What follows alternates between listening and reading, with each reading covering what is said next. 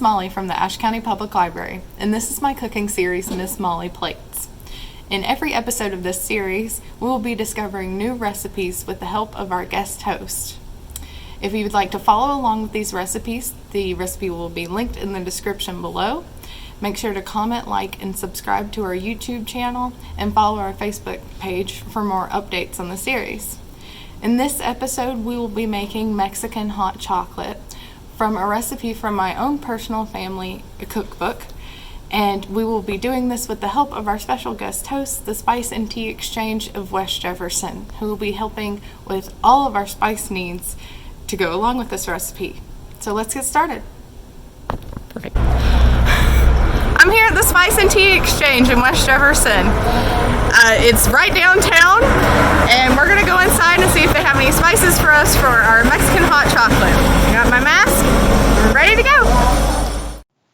The Spice and Tea Exchange is located in downtown West Jefferson. More than 85 handcrafted seasonings, teas, salts, and sugars are all blended in-house. Pick up one of their signature blends or create your own like I did. So today, Miss Molly, we made her a special blend called Miss Molly's Mexican Hot Chocolate, and it features cayenne pepper, cocoa natural, cinnamon, and it's true Ceylon, and then she also got a cinnamon stick of true Ceylon. And the difference between natural cocoa and Dutch cocoa is Dutch cocoa already has sugar put into it. Welcome to the Spice and Tea Exchange. Here we have a wide variety of spices and herbs that you can add to teas that are steepable, or you can make oils out of them. But today we're going to tell you about our cinnamons. We have 3 different types of cinnamons, and they are all different. We have our Caringe. This is your most common type of cinnamon. You will find it in most grocery stores, and most people have tried this one. And then you're going to have your true Ceylon. Now this one is more medicinal. It's high in fats, and people like to use this as a substitute. And then you're going to have your Vietnamese cinnamon. Now this one is high in acidic, and it's very delicious to add in Cinnabons or something you're trying to make very sweet. What did I get today, Natasha? You got the true Ceylon. Thank you. We're back in the library kitchen, and we are ready to get cooking now that we have all of our ingredients. I'm going to break down the ingredients for you, and let's get started. What you will need for this recipe are chocolate chips, or you can use a chocolate bar as long as you cut it up pretty good. You'll need some brown sugar, some vanilla extract, all of our spices, and some whole milk. And just to remind you, our spices were, there's my blend that I got specifically for me. We have cayenne, cocoa, and cinnamon, and I also have some cinnamon sticks for garnish. And I just need a saucepan, a whisk, and a spoon. In our saucepan, we're going to put in 2 cups of milk. The recipe that I'm making today will cover servings for 2 people, so just make sure to double it if you want more for your family. Start at 1 cup and 2 cups. Then I'm going to put that on medium-high heat. You want your milk just to be hot enough to start melting your chocolate chips or your chocolate bar. In the recipe, we asked for 3 ounces. So our cup is 8 ounces, and our half cup is 2 ounces. So I'm going to fill up, or the 4th cup, excuse me, the 4th cup is 2 ounces. So I'm going to fill it up.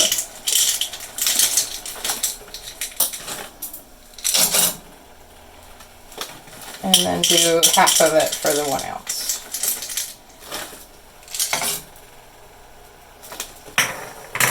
Now, when you're making this, you do not want your milk or your chocolate to boil because it will burn. So we just want to get it hot enough to where it's going to melt the chocolate chips.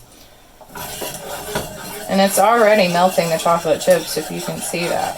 It's already doing that. And you just want to whisk it up really good.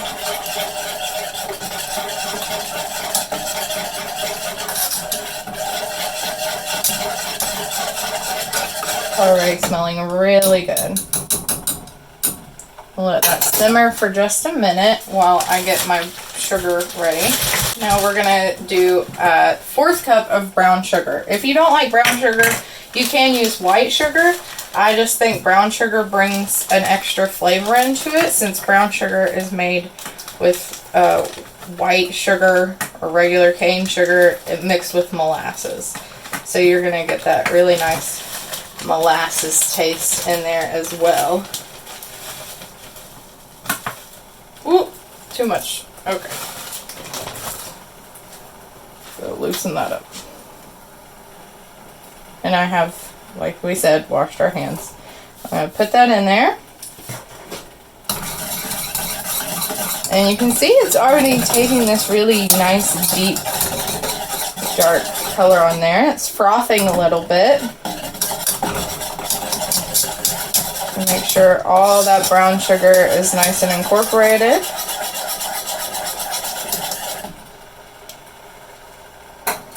And then we're going to add our cocoa, our natural cocoa that we got from the tea exchange.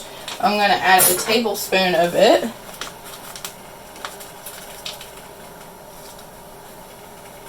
Now, cocoa is the earlier stages of chocolate. So you need cocoa to make chocolate. But chocolate is usually sweetened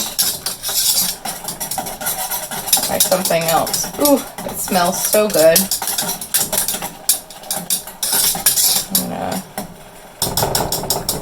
I'm gonna turn down my heat a little bit so I don't let it burn or boil.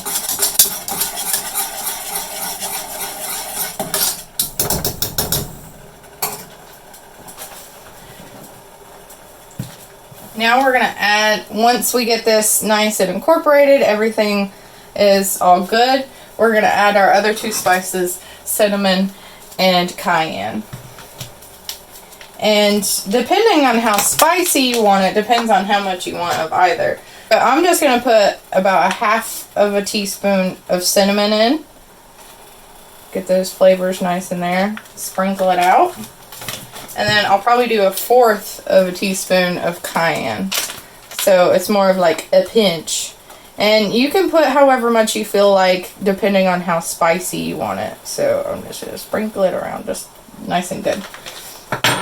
If anyone likes to drink chai lattes, I love putting cayenne and ginger into my chai latte. Ooh. All those flavors are just opening up, and you can smell them really well now. I'm going to take you a good look at that. See, this is a super quick, very, very quick. And we're going to add just a splash of vanilla. Make sure we get every flavor that we think of when it's this nice, rich, sweet. Ooh, that was a lot of vanilla. But too much vanilla. Might have to add milk. See that steam coming off really well. So I'm going to turn it all the way to low to keep it nice and so it does not overboil. And we're going to froth it. I did not bring my frother with me. Lots of people have little frother in their little machines. You can hit the button and it'll mix up the milk. And what it's doing, it's putting more air into the milk. So you get those bubbles in the foam. But what you can do, when it cools off just a little bit, you're going to put your whisk in the middle of it and you're going to spin it like this. And be careful not to burn yourself. And that gets a little bit more bubbles going. I think we're about done. So I'm going to let it simmer for just a minute and get me a cup and we'll try it.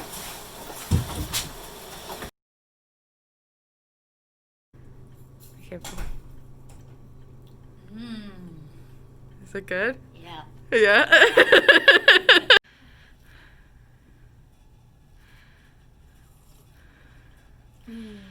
That is actually delicious. Thank you so much for joining me and making Mexican hot chocolate for Hispanic Heritage Month. If you're interested in learning more information on Hispanic Heritage Month, you can go to our educational resource page on our website, and we have a specific page for Hispanic Heritage Month. If you're interested in the recipe, it is linked in the description below. Make sure to comment, like, and subscribe to our YouTube page and subscribe to our Facebook page to get more updates on Miss Molly Plates. A huge thank you to Sierra, Natasha, and Lexi down at the Spice and Tea Exchange for making Miss Molly Mexican hot chocolate blend for me. Make sure to go down there and get all your spice and tea needs. I'll see you guys next time.